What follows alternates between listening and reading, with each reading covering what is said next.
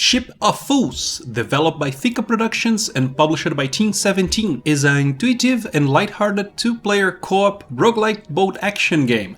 It runs okay with Proton Experimental or GE. After a brief intro of light versus darkness and the importance of the lighthouse, you wake up ashore on an island surrounded by crabs and seagulls.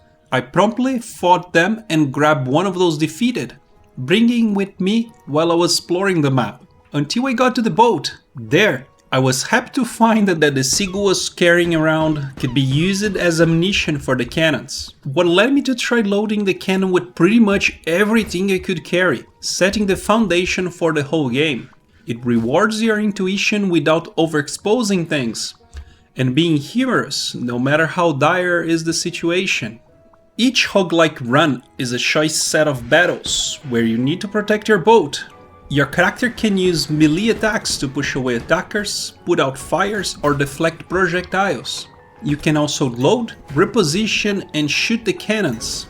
The challenge increases with the variety of enemies. They would try to board, shoot, or kamikaze at your boat, causing damage every time they complete an attack. Which starts is highlighted with an exclamation mark, helping you to prioritize your targets. The helm is where you really start your adventure and move forward at each battle. You will be presented with a hex map with light and dark tiles. Navigating only from left to right, you need to make a choice what will be your next battle. Some hexes are marked to indicate you might get extra loot, unlock a new type of ammunition, find a castaway, or additional challenges. But beware! Every few turns, the darkness creeps in, converting more tiles.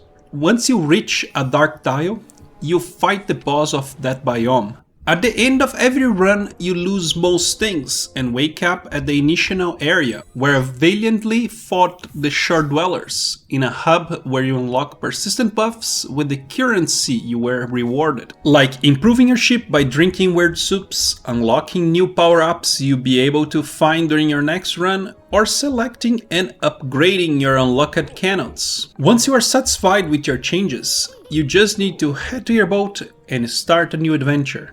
I mostly used the first cannon, because by the time I unlocked the others, it was already upgraded a few times. But during my last few runs, I start to prefer the cannon that you can charge for a single powerful shot, really great against enemies that hide after being hit once. Your boat has 2 cannons and 4 places to mount them, 2 on each side of the boat. If you are playing alone, one of the cannons would be an automatic turret. It has good precision, but for some reason it always misses the first shot. It still needs to be loaded, and you can operate it if needed. The boat also starts with 3 storage slots, expandable to 5, where you can store things you'll find during adventure, like different types of ammunition, repairing kits, buffs, or effigies that increase the challenge but rewards you once you complete it. You can also unlock new fools, the characters in the game. While their moveset are similar, they come with a unique heirloom that gives them a slightly bonus at something close to their personality.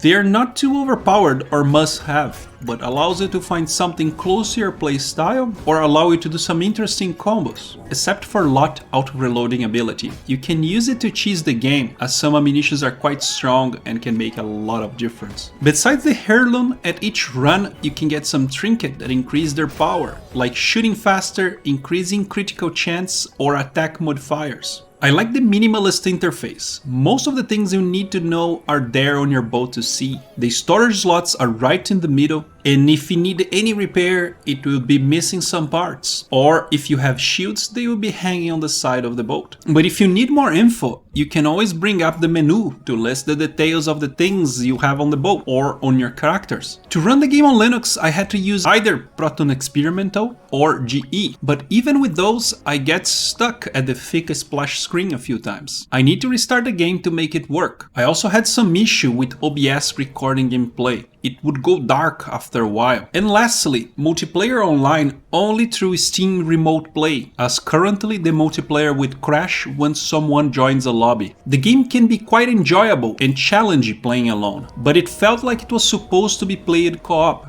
Good cooperation makes the game more deep and fun. With my little sister, we figured out some arrangements each run that worked well for us, and it was a breeze. For example, early I got a trinket that increased the number of ammo I reload, so when I was doing my cycle, I would also reload her cannon. Eventually, I was mostly meleeing in the boat while she was dishing out damage outside. I think it's better to have a second human for fun purpose, as the game does not expect you to co-op like a clockwork. If you're looking for a seafaring fun and challenges to play with a friend, Ship of Fools was released on Steam on November 22.